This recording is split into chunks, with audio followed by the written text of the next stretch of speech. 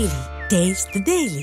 Kiruthika madam, என்னன்னா யார் வேண்டுமானாலும் எதை கருத்த வேண்டுமானாலும் அதாவது அரசினுடைய சட்டத்திட்ட விதிகளுக்கு உட்பட்டு தான் அந்த இறையாண்மைக்கு எந்த விதமான அச்சுறுத்தலோ இல்ல பிரச்சனையோ ஏற்படாம அவங்க சொல்லலாம், வன்முறையை தூண்டாம அந்த மாதிரியான கருத்துக்களை சொல்வதற்கு எல்லாருக்கும் உரிமை இருக்குல்ல. ஏன் இந்த திமுக அரசாங்கம் குறிப்பிட்ட சிலர் அரசுக்கு எதிராக பேசினாங்களா அவங்களை தூக்கி உள்ள போடு, அவங்களை தூக்கி வீடியோ டெலீட் பண்ண வை அப்படின்னு ஏன் பர்பஸா பண்றாங்களா? சரி, இப்போ இந்த இன்சிடென்ட்ல வந்து அவங்க இப்ப கொஞ்ச நேரத்துக்கு முன்னாடி கூட ஐஏஎஸ் அவங்க எல்லாம் எக்ஸ்பிளைன் பண்ணாங்க. இது வந்து இப்படி நடந்தாங்க, டிவி கேடர் வந்து இப்ப எல்லாம் நடந்தாங்க, வீடியோ எல்லாம் காட்டினாங்க, டிரான்ஸ்ஃபார்மர் மேல ஏறுறது, அந்த மாதிரி மிஸ்பிஹேவ் பண்ணாங்க, அதெல்லாம் வந்து எஸ்டாப்ளிஷ் பண்றாங்க. இதுக்கு எல்லாமே வந்து ஹூ இஸ் ரெஸ்பான்சிபிள்? டிஎம்கே ஏன் வந்து விஜய் இப்போ ஷாருக் கான் வந்து இந்த மாதிரி ரயில்வே ஸ்டேஷன்ல எங்கேயோ வந்து டி ஷர்ட் எடுத்து வீசினாரு, கிரவுட் வந்து இதாச்சு, அவர் மேல கேஸ் ஃபைல் பண்ணாங்க. அல்லு அர்ஜுன் மேல கேஸ் ஃபைல் பண்ணாங்க, ஆர்சிபி இது பண்ணவங்க கேஸ் ஃபைல் பண்ணாங்க. அப்ப எல்லாமே வந்து அது யார் அங்க லீடரோ அவங்க மேலதான் கேஸ் ஃபைல் பண்ணாங்க. ஏன் விஜய் மேல வந்து கேஸ் இன்னும் எதுவுமே வந்து இவங்க வந்து சாஃப்ட் பெடல் பண்றாங்க? ஏன் ராகுல் காந்தி மூலியமா அது ஒரு சாஃப்ட் பெடல் ஆயிட்டு இருக்கு? அப்போ எந்த கட்சியுமே வந்து இவர் மேல ஏன் கேஸ் ஃபைல் பண்ணலன்னு யாராவது கேட்டிருக்காங்களா? அப்போ ஏன்னா விஜய் இஸ் a phenomenon. 2026க்கு அவர் வந்து ஒரு இது இப்ப இந்த என்ன ஆக்ஷன் அவர் மேல எடுத்தாலும் உடனே வந்து விக்டிமைஸ் பண்ணிட்டாங்க, தவறா இது பண்ணிட்டாங்க அப்படிங்கிற இது வரும்.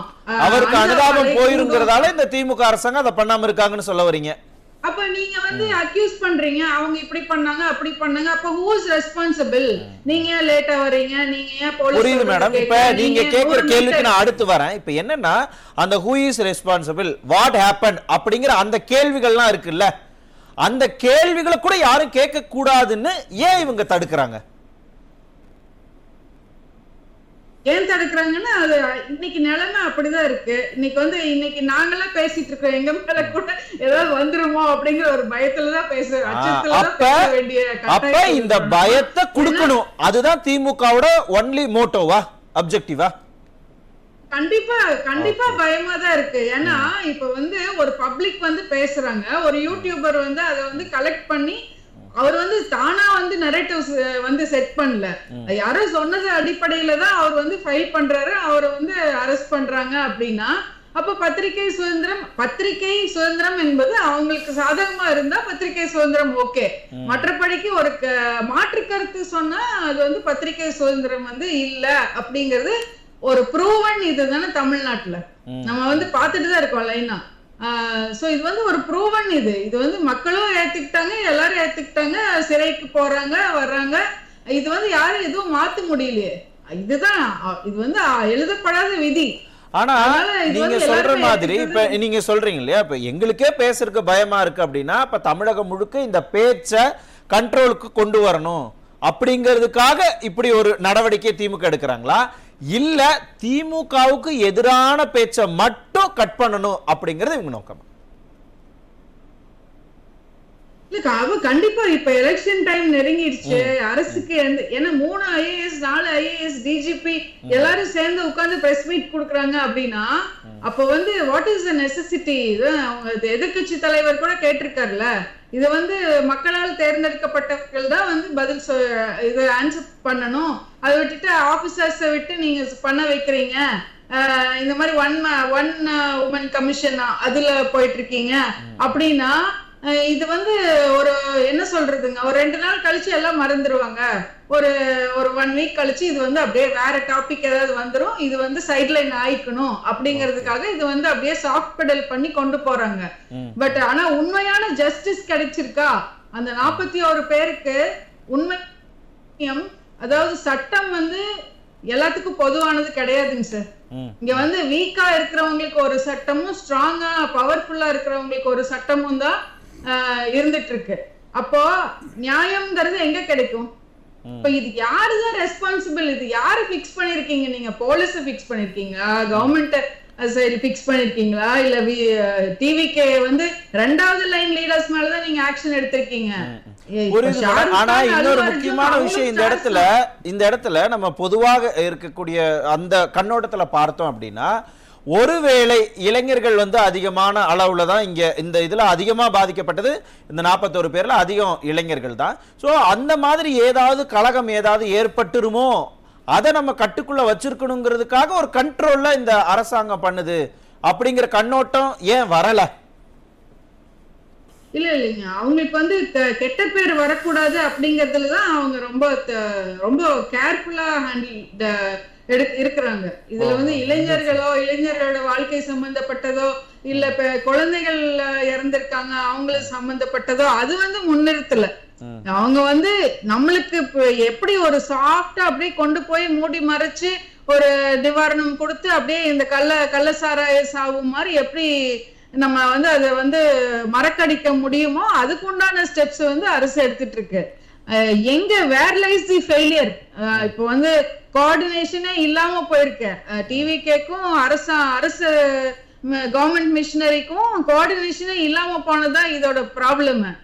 ஏன் நீங்க 2 பேருமே ரெஸ்பான்சிபிள் தான் அப்படிங்கும் போது நீங்க ஆக்ஷன் எடுக்கிறதும் தெளிவா எடுக்கணும்ல. சரி, எந்த இது சைடும் சேராம நான் வந்து ஃபேரா இருக்கேன், நான் வந்து பயஸ்டா இல்லாம இருக்கிறேன் அப்படிங்கிறதுக்கு தானே ஒரு வந்து செயல்படணும். இதுல வந்து வீக்கா இருக்கிற இந்த யூடியூபர்ஸ போய் புடிச்சு போட்டு அப்போ இந்த மாதிரி அந்த களத்துல இருந்து சொல்றவங்க தான் சொல்றாங்க. அவங்க ஒரு ஆதங்கத்துல சொல்றாங்க. நிறைய லேடிஸ் கூட சொல்லிருக்காங்க. அப்ப அந்த லேடிஸ் எல்லாம் போட்டு உள்ள தூக்கி போட்டுருவீங்களா? அப்போ இது வந்து ஒரு அச்சத்தை தானே ஏற்படுத்துது மக்கள் மத்தியில. வந்து இது ரொம்ப பயமா இருக்கு. இது என்னடா ஒண்ணுமே பேசக்கூடாதா, கருத்து சுதந்திரமே இல்லையா அப்படின்னு ஒரு பயத்தை தான் உருவாக்கி இருக்கு. இப்போ எல்லாருமே வந்து பயந்துதான் அதான் நீங்க சொன்ன மாதிரி எல்லாருக்கும் அவங்கவங்க வாழ்க்கை இருக்கு. டே டு டே லைஃப் ஓட்டணும். போய் ஜெயில போய் உட்கார்ந்துட்டு இருக்க முடியாது இல்லைங்களா? சோ எல்லாருமே நீ வாயை மூடிக்குவாங்க. ஏன்னா எதுக்கு வம்பு அப்படிங்கிற ஒரு இதுதான் வந்து எல்லார் மனசுலயும் ஒரு அச்சம் தான் மேலோங்கி இருக்கு. இப்படி மக்களை அச்சப்படுத்தினா அது திமுக அரசாங்கத்து மேலதானே அந்த இது பழி போய் சேரும். திமுக அரசாங்கத்து மேல என்னடா அது பேசக்கூட விடாம சர்வாதிகாரம் பண்றாங்க அப்படிங்கிற கோபம்லாம் மக்களுக்கு வரும். அது அவங்களுக்கு எலெக்ஷன்ல வரும். கண்டிப்பா வரும். அது வந்து அது வேற இது இலவசங்கள் இந்த 1000 ரூபாய் கொடுத்து ஓவர் கம் பண்ணிடலாம்னு ரொம்ப ஓவர் கான்பிடென்டா இருக்காங்க. பட் கண்டிப்பா அதோட ரெப்பகஷன் வந்து கண்டிப்பா இருக்கதான் செய்யும். எப்படி இது வந்து ரொம்ப இதா இருக்கு இல்லைங்களா? அந்த 41 உயிர்கள் அப்படிங்கிறது ஒரு மிகப்பெரிய ஒரு சமாச்சாரம். இது வந்து கவனிக்கப்பட வேண்டிய ஒன்று. இதுல வந்து பேசக்கூடாது அப்படின்னா அப்ப நீங்க ஒரு வெள்ளை அறிக்கை கொடுக்கணும், கரெக்டான ரிப்போர்ட் கொடுக்கணும். ஆனா திமுக அரசாங்கம் இந்த விவகாரத்துல மட்டும் இல்லை, இதுக்கு முன்னாடியே யூடியூபர் சவுக்கு சங்கர் அவரோட வீட்டுல சாக்கடை ஊத்துன அந்த விவகாரத்திலையும் வந்து பெருசா சவுக்கு சங்கர் ஊடகவியலாளர்கள் பக்கம்லாம் நிக்கவே இல்லையே. அதுவும் என்னன்னா குறிப்பிட்ட சில ஊடகவியலாளர்கள் பக்கம் நிக்கவே இல்லையே. ஏன் யார் நிக்கலங்கறீங்க? திமுக அரசாங்கம் விமர்சனம் தானே பண்றாங்க. விமர்சனம் பண்ணா நம்ம அதை எதிர்கொண்டு தானே ஆகணும் அப்படிங்கிற அந்த விஷயம் ஏன் திமுக கிட்ட மிஸ் ஆகுது? சார், கன்ஸ்ட்ரக்டிவ் கிரிட்டிசிசம் இருந்தா மட்டும்தான் ஒரு நிர்வாகம் வந்து நல்லா இருக்கும். அத வந்து நீங்க வந்து இப்ப நல்லது மட்டுமே சொல்லிக்கணும், அப்ப அட்மினிஸ்ட்ரேஷன் வந்து கொலாப்ஸ் ஆகும். இது சின்ன ஒரு நிறுவனத்துல இருந்து பெரிய அரசு வரைக்கும் இதுதான். அப்போ நீங்க வந்து ஒரு கன்ஸ்ட்ரக்டிவ் கிரிட்டிசிசம் வந்து எதிர்கொள்ளணும்.